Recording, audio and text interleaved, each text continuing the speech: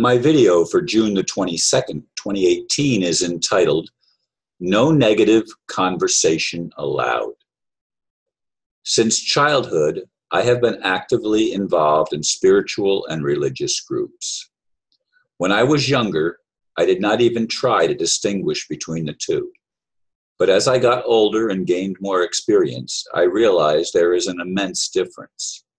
Religion is fear-based, while spirituality promotes a more active role that takes at least some responsibility. Last night, I once again attended a spiritual group where I have been chastised in the past for being negative. Since it is a discussion and prayer group, I got to hear the concerns others have about events in their lives, especially health concerns that lead the focus. People do not consider it negative to address physical symptoms and freely talk about them and pray for healing. Yet, ironically, some will not even address the societal symptoms so prevalent in our culture. Warning signs that something is wrong are routinely ignored if there is a political aspect to the problem. I came away wondering what it will take to get a majority to address the societal issues that are so obvious to me. Human culture is very sick. Yes, and I had just finished writing that blurb, and I got a link sent to me by a friend that I pray for every day, who is actually at the top of my prayer list. She's the first one that I pray for every day. And of course, I'm not going to name her. But in the meantime, I also went and looked at the current video that was just posted. And already there was a comment just shortly after I posted it, which means they didn't take the 10 minutes probably to listen to the whole thing. They just commented on the blurb. And I think that's what happens in many cases. But the commenter said, the eye of Horus, the all-seeing eye of Lucifer, the beast world system and spirit cooking are all spirituality without religion. For an old guy who should have life experience, you're really kind of stupid. And the person who sent that on YouTube is named Ragnar. I don't know whether that's a man or a woman, and that doesn't really matter. It's someone that's calling me stupid. And I wonder how many of my 2,700 plus videos he or she has taken time to actually watch and listen to the whole thing. I get frustrated sometimes when I look at the statistics of some of my videos and I see that the average watch time is often 5 or 6 minutes in that range. And I make 10-minute videos, and of course, my discussion videos with others usually run about a half an hour or a little bit more. So it's interesting that people think they can comment on something without even taking things into perspective and seeing a bigger picture. And I've been trying to get people to look at the bigger picture for a long time. I see people posting videos that are hours and hours long, and they get people actually listening, and at least the numbers show up that people are paying attention to these long, drawn-out videos. And yet I try to keep it short and sweet and as simple as possible, just trying to get people to think outside the box, to expand your horizons, to open your consciousness to looking at things and not dividing and saying, well, I can deal with this, but I can't deal with that.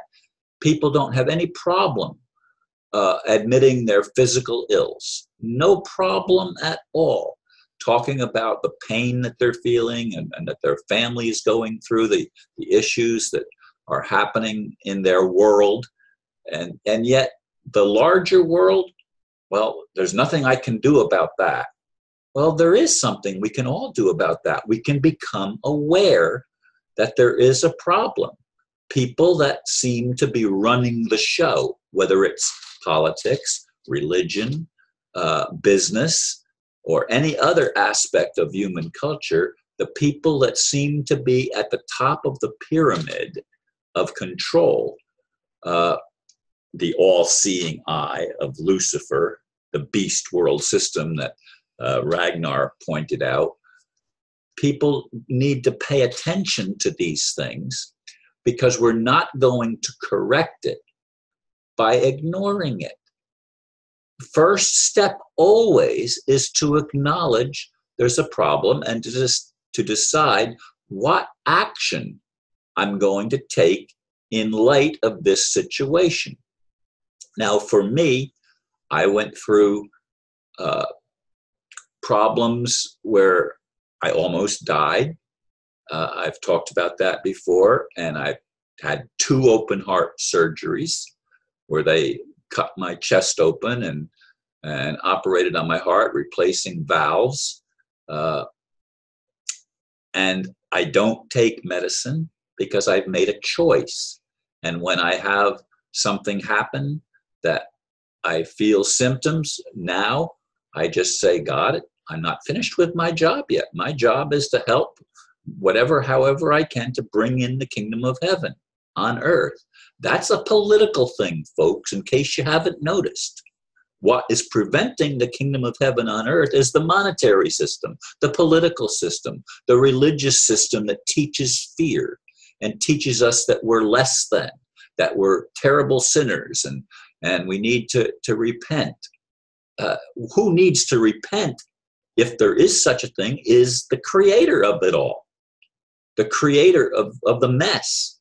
Now, I'm not saying that God, a loving God, created the mess, but the loving God doesn't take action and correct anything. He allows things to run generation after generation for millennia, while the problem is never even recognized by the majority of people living on the planet. Now we have an opportunity here at the 21st century to expand our awareness of things that are going on in the world at large. But do we pay attention to it? No. So many spiritual groups consider that off limits. Politics is off limits. That's a brainwashing, folks. That's something that is put in place to control you and I and get us to ignore what is being done from the very top levels of our culture. Demons have taken over, in case you haven't noticed. Now, can they be reformed and redeemed? I don't know the answer to that. I would like to think yes, they can.